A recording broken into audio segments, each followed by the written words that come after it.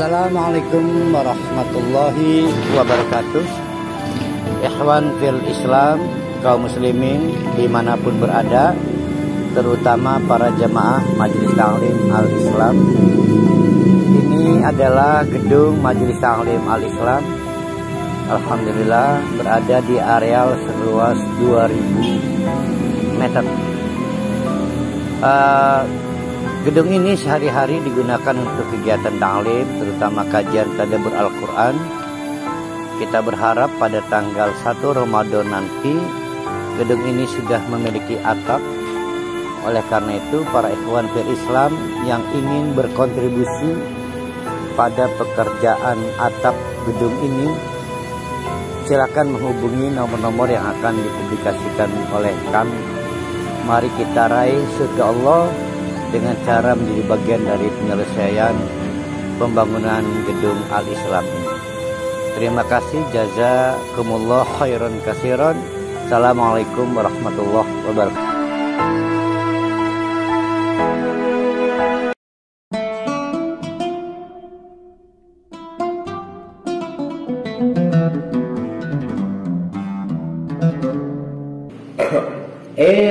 Benar kejadian kaum Nabi Hud itu apa itu? Onta ya? Itu kaum Saleh ya? Apa bentuknya saya lupa, azabnya itu. Oh iya, akhirnya tiba-tiba ada suara keras.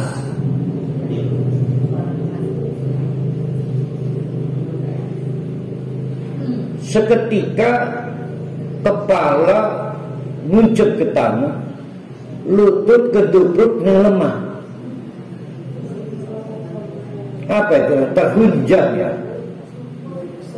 tersungkur. Nah, tiba-tiba tersungkur. Lamun wonge letol enak tersungkur kilo buat deh. Kayak siapa itu pemain sinetron yang buat di badan itu? Tersungkur, mati.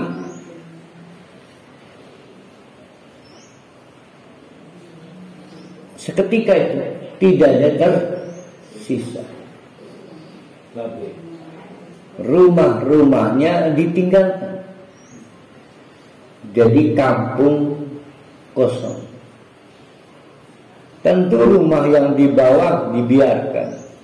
Rumah yang di gunung-gunung maka hancur ya di bawah.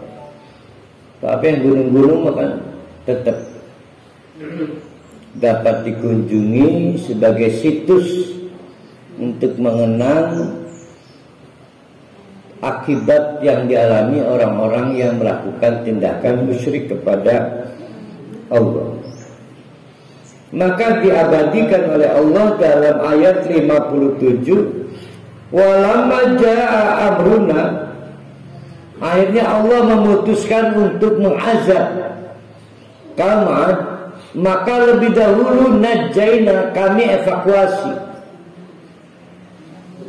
Hudan, Nabi Hud, walladzina amanu ma'ahu, juga pengikut-pengikutnya yang tidak seberapa banyak, birahmatin, karena rahmat Allah. Dulu karena Hud hebat, bukan karena pengikut Hud yang bersyahadat itu hebat.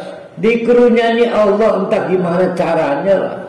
Dalam suatu maaf peristiwa gempa sekalipun, maaf tiba-tiba ada orang yang laharat ngedengok anak, kemana teh? Ke Serang. Gua mobil berangkat ke Serang.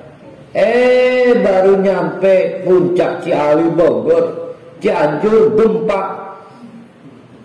Tetangga-tetangganya pada mati. Dianya mah baru nyampe puncak. Nah, itu Allah birahmati.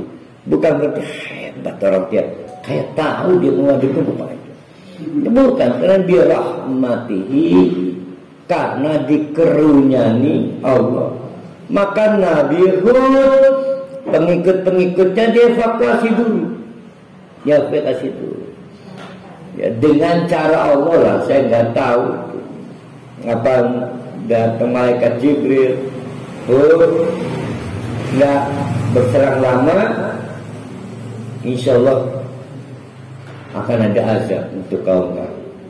Cepat-cepat nyingkir. Wa najaynahum min azabin ghalib.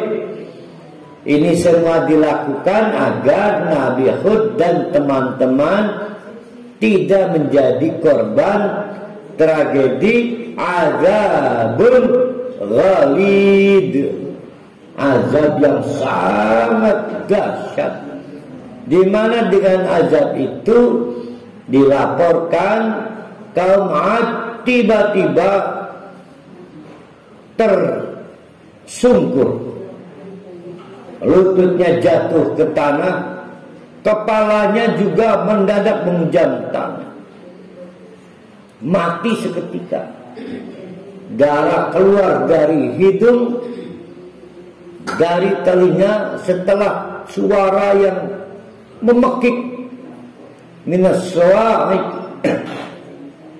nggak kuat menahan suaranya.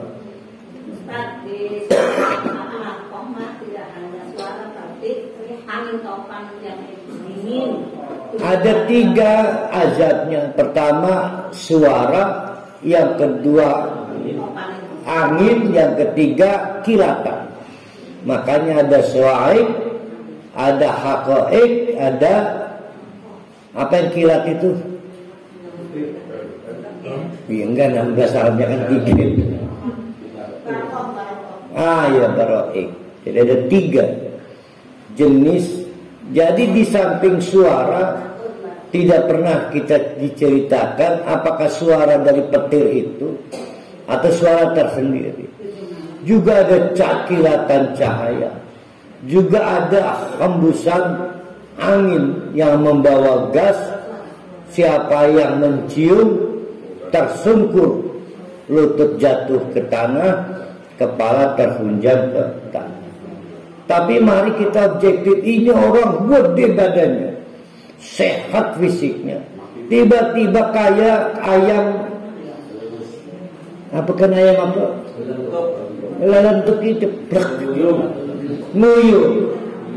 Jadi kita harus melihat catatan tebal ini bicara tentang suatu masyarakat yang secara fisik istimewa. Dan Nabi kita, Nabi Hud, dianggap nekat itu, nantang kamu. Tapi no problem, nggak ada masalah. Dan itu mukjizat Nabi Hud, berani menantang kaum yang kuat secara fisik. Kok bisa ya? Ini bukan sembarang berani, ini karena tawakal kepada Allah.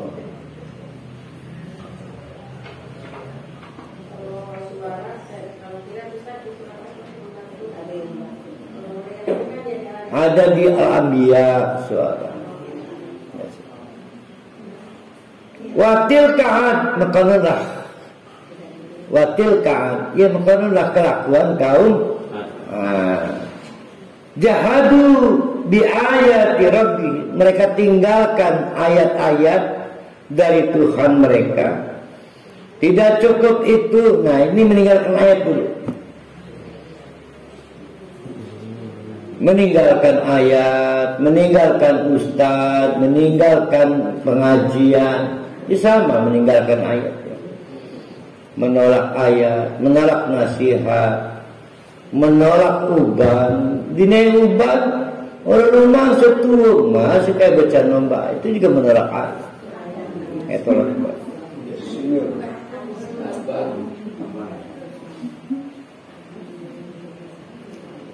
Wa'asau rusulahu, mereka juga melawan petugas Allah. Malah wattaba'u amra kulli jabbarin anid, malah mereka mengikuti hawa nafsu yang menyebabkan mereka harus mendapatkan perlakuan dari Allah yang Maha Pemaksa. Wa utbi'u fi hadhihi dunya la'natan wa yaumal qiyamah. Orang-orang yang melakukan tindakan perlawanan kepada Nabi dan Rasul Allah itu pasti akan utbi'u, diikuti oleh depresi, baik di dunia yaumal qiyamah maupun pada hari kiamat. Kelihatannya senang, padahal pasti jauh sebelum mati sekalipun sudah tidak dibikin senang oleh Allah. Jadi hati-hati yang kemarin mengkriminalisasi ulama, kiai. Jangan dipikir enak, sebelum mati pasti dibikin susah oleh Allah. Lah ini janji Allah.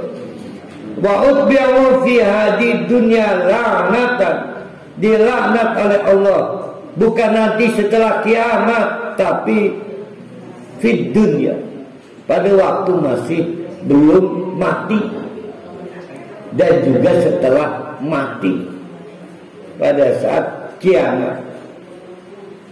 Kok bisa? Ala itu karena inna adan kafaru rabbahu, kelakuan kaum Ad yang kafir kepada Tuhan mereka. Bukti kekafirannya apa? Menolak dakwah Nabi Hud, menolak meninggalkan nasihat, menolak menerima nasihat Nabi Hud.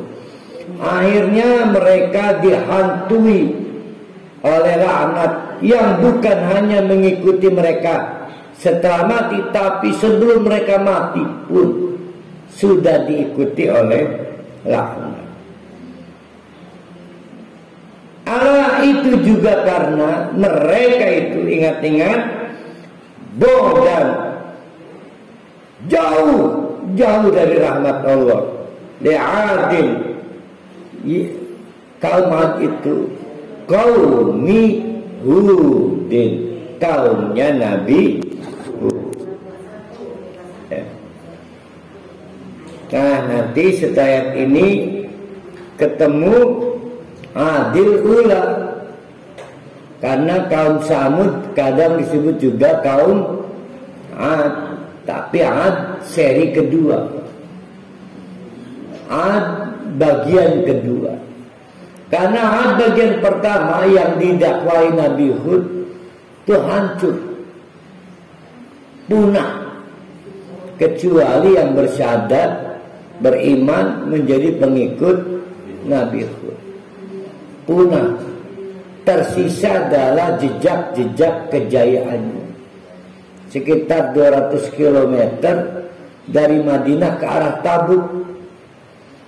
Tabuk Madinah 750 km kan, pernah kita kaji kan. Sebelum Tabuk apa? Setelah Tabuk Syam, sebelum Tabuk apa? Sebelum Tabuk ada satu lagi daerah. Nah, setelah itu baru Al-Ula. Al-Ula itu adalah tempat pemukiman kaum Ad. Masih bisa dilihat itu rumah-rumah yang dipahat di gunung-gunung. Konon itu rumah-rumah cadangan pada saat musim panas. Nah, sementara AC nggak ada, kipas angin nggak ada, maka dengan cara membuat cecowakan di gunung-gunung batu, karena kan batu itu kan punya pori-pori menahan air sebanyak mungkin, lembab kan. Maka pada saat musim panas mereka tinggal di cecowakan batu-batu itu, adem, lembab gitu ya. Tapi kalau sudah mulai musim dingin, kembali lagi ke tenda-tenda yang ada di lapang-lapang itu udah hancur, tapi jejak-jejak itunya. Bukan hanya kaum Ad yang punya anugerah keterampilan membangun rumah dengan cara menggunakan gunung-gunung batu. Persia juga punya, tapi ini salah satunya kaum Ad.